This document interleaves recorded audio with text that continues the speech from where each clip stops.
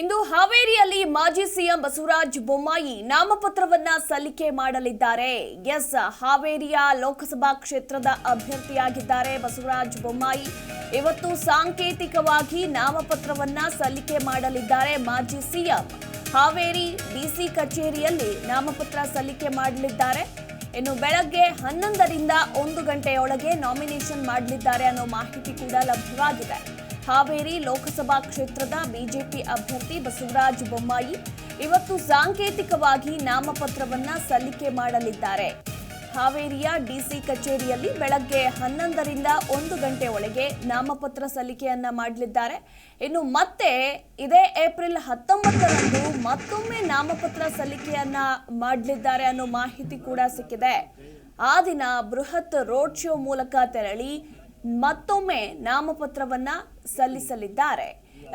ಇವತ್ತು ಸಾಂಕೇತಿಕವಾಗಿ ಸಲ್ಲಿಕೆ ಮಾಡಲಿದ್ದಾರೆ ನಾಮಪತ್ರವನ್ನ. ಇನ್ನು ತದನಂತರ ಏಪ್ರಿಲ್ 19ರಂದು ಮತ್ತೊಮ್ಮೆ ನಾಮಪತ್ರವನ್ನ ಸಲ್ಲಿಕೆ ಮಾಡಲಿದ್ದಾರೆ. ಬೃಹತ್ ರೋಡ್ ಶೋ ಮೂಲಕ ಶಕ್ತಿ ಪ್ರದರ್ಶನವನ್ನ ತೋರಿಸುವ ಮೂಲಕ ಮತ್ತೊಮ್ಮೆ ಇದೇ ಏಪ್ರಿಲ್ 19ರಂದು ನಾಮಪತ್ರವನ್ನ ಸಲ್ಲಿಕೆ ಮಾಡಲಿದ್ದಾರೆ.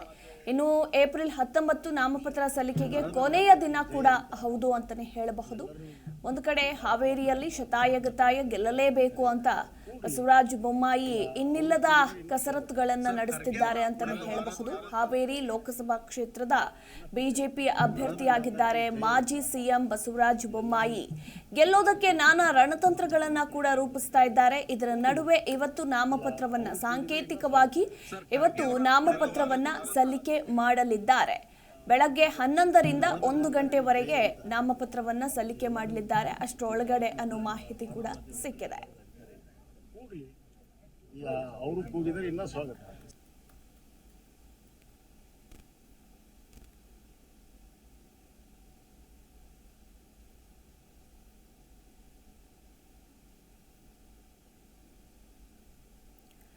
ಇನ್ನೇನು ಲೋಕಸಭೆ ಚುನಾವಣೆಗೆ ಕೆಲವೇ ದಿನಗಳು ಬಾಕಿ ಉಳಿದಿರೋದು ಅಂತಾನೆ ಹೇಳಬಹುದು. ಹೀಗಾಗಿ ಈ ಬಿರು ಬಿಸಿಲಲ್ಲೂ ಕೂಡ ಅಭ್ಯರ್ಥಿಗಳು ಶತಾಯಗತಾಯ ಗೆಲ್ಲಲೇಬೇಕು ಅಂತ ಹೇಳಿ ಶ್ರಮಿಸ್ತಾ ಇದ್ದಾರೆ. ಅಬ್ಬರದ ಮತ ಪ್ರಚಾರ ಹಾಗೆ ಜನರ ಮತಗಳನ್ನ ಸೆಳೆಯೋದಕ್ಕೆ ಇನ್ನಿಲ್ಲದ ಕಸರತ್ತುಗಳನ್ನ ನಡೆಸ್ತಾ ಇದ್ದಾರೆ ಅಂತಾನೆ ಹೇಳಬಹುದು.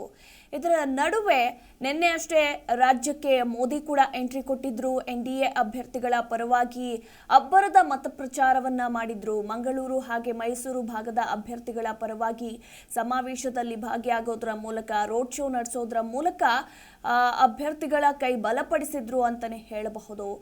ಇದೇ ಬೆನ್ನಲ್ಲೇ ಇವತ್ತು ಬಸವರಾಜ ಬೊಮ್ಮಾಯಿ ಮಾಜಿ ಸಿಎಂ ಬಸವರಾಜ ಬೊಮ್ಮಾಯಿ ಇವತ್ತು ನಾಮಪತ್ರವನ್ನ ಸಲ್ಲಿಕೆ ಮಾಡಲಿದ್ದಾರೆ. ಹಾವೇರಿ ಲೋಕಸಭಾ ಕ್ಷೇತ್ರದ ಬಿಜೆಪಿ ಅಭ್ಯರ್ಥಿ ಮಾಜಿ ಸಿಎಂ ಬಸವರಾಜ ಬೊಮ್ಮಾಯಿ. ಕೆಲವೇ ದಿನಗಳು ಬಾಕಿ ಇದೆ ಲೋಕಸಭಾ ಅಖಾಡಕ್ಕೆ ಅಂತಾನೆ ಹೇಳಬಹುದು. ಇದೇ ಏಪ್ರಿಲ್ 26ರಂದು ಮೊದಲ ಹಂತದ ಮತದಾನ ನಡೆಯಲಿದೆ. ಇನ್ನು ಮೇ 7ರಂದು 2ನೇ ಹಂತದ ಮತದಾನ ನಡೆಯಲಿದೆ. ಹೀಗಾಗಿ ದಿನಗಳು ಕಡಿಮೆ ಇರೋದ್ರಿಂದ ಅಭ್ಯರ್ಥಿಗಳು ನಾನಾ ಕಸರತ್ತುಗಳನ್ನ ಕೂಡ ನಡೆಸುತ್ತಿದ್ದಾರೆ. ಈ ಬಗ್ಗೆ ಹೆಚ್ಚಿನ ಡೀಟೇಲ್ಸ್ ಕೊಡ್ತಾರೆ ನಮ್ಮ ಪ್ರತಿನಿಧಿ MD ಹಣಗಿ. Good morning. ಇವತ್ತು ಹಾವೇರಿ ಲೋಕಸಭೆ ಕ್ಷೇತ್ರದ ಬಿಜೆಪಿ ಅಭ್ಯರ್ಥಿ ಮಾಜಿ ಸಿಎಂ ಬಸವರಾಜ ಬೊಮ್ಮಾಯಿ ನಾಮಪತ್ರವನ್ನ ಸಲ್ಲಿಕೆ ಮಾಡಲಿದ್ದಾರೆ. ಇನ್ನು ಯಾರೆಲ್ಲ ಭಾಗಿಯಾಗಲಿದ್ದಾರೆ ಇವತ್ತಿನ ನಾಮಪತ್ರಿಕೆ ಸಲ್ಲಿಕೆ ಸಂದರ್ಭದಲ್ಲಿ ಮತ್ತೊಮ್ಮೆ 19ರಂದು ಬೃಹತ್ ರೋಡ್ ಶೋ ಮೂಲಕ ಸಲ್ಲಿಕೆ ಮಾಡಲಿದ್ದಾರೆ ಅನ್ನೋ ಮಾಹಿತಿ ಕೂಡ ಸಿಕ್ಕಿರುವಂತದ್ದು. ಈ ಬಗ್ಗೆ overall details. Very good morning. Madhu, ನಿಜಕ್ಕೂ ಏನಂದ್ರೆ ಬಿಜೆಪಿ ಅಭ್ಯರ್ಥಿಯಾಗಿ ಹಾವೇರಿ ಲೋಕಸಭಾ ಕ್ಷೇತ್ರದ ಅಭ್ಯರ್ಥಿಯಾಗಿ ಮಾಜಿ ಸಿಎಂ ಬಸವರಾಜ ಬೊಮ್ಮಾಯಿ ಅವರು ಅಖಾಡಕ್ಕಿಳಿದಿದ್ದಾರೆ.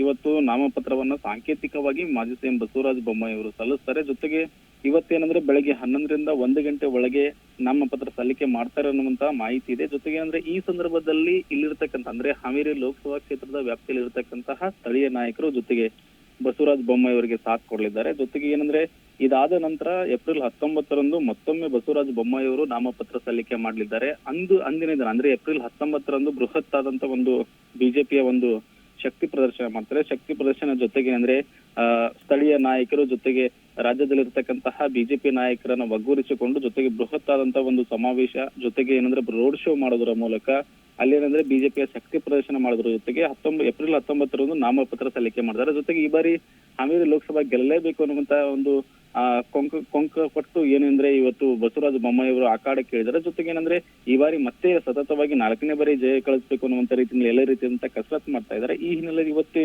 ಸಾಂಕೇತಿಕವಾಗಿ ಬಸವರಾಜ ಬೊಮ್ಮಾಯಿ ನಾಮಪತ್ರ ಸಲ್ಲಿಸಿ ಏಪ್ರಿಲ್ 19ರಂದು ಮತ್ತೆ ಬೃಹತ್ ರೋಡ್ ಶೋ ಮೂಲಕ ಇಲ್ಲಿರ್ತಕ್ಕಂತಹ ರಾಜ್ಯ ನಾಯಕರ ಜೊತೆಗೆ ಏನಂದ್ರೆ ರೋಡ್ ಶೋ ಮಾಡಿ ಮತ್ತೆ ಶಕ್ತಿ ಪ್ರದರ್ಶನ ಮಾಡುವಂತಹ ಸಾಧ್ಯತೆ ಎಲ್ಲ ಇರ್ತಕ್ಕಂಥದ್ದು. ಜೊತೆಗೆ ಏಪ್ರಿಲ್ 19 ಮತ್ತೊಂದು ಬಾರಿ ಏನಂದ್ರೆ ನಾಮಪತ್ರ ಸಲ್ಲಿಕೆ ಮಾಡ್ತಾರೆ ಅನ್ನೋಂತ ಮಾಹಿತಿ ಇರ್ತಕ್ಕಂಥದ್ದು. ಮಧು, ಥ್ಯಾಂಕ್ ಯು ಹಣಗಿ ನಿಮ್ಮೆಲ್ಲ ಮಾಹಿತಿಗಾಗಿ. ಜಿ ಕನ್ನಡ ನ್ಯೂಸ್ ಈಗ ನಿಮ್ಮ ಮನೆಯಲ್ಲೇ ನೋಡಿ. ಎಲ್ಲ ಕೇಬಲ್ಗಳಲ್ಲಿ ಈಗ ಲಭ್ಯ.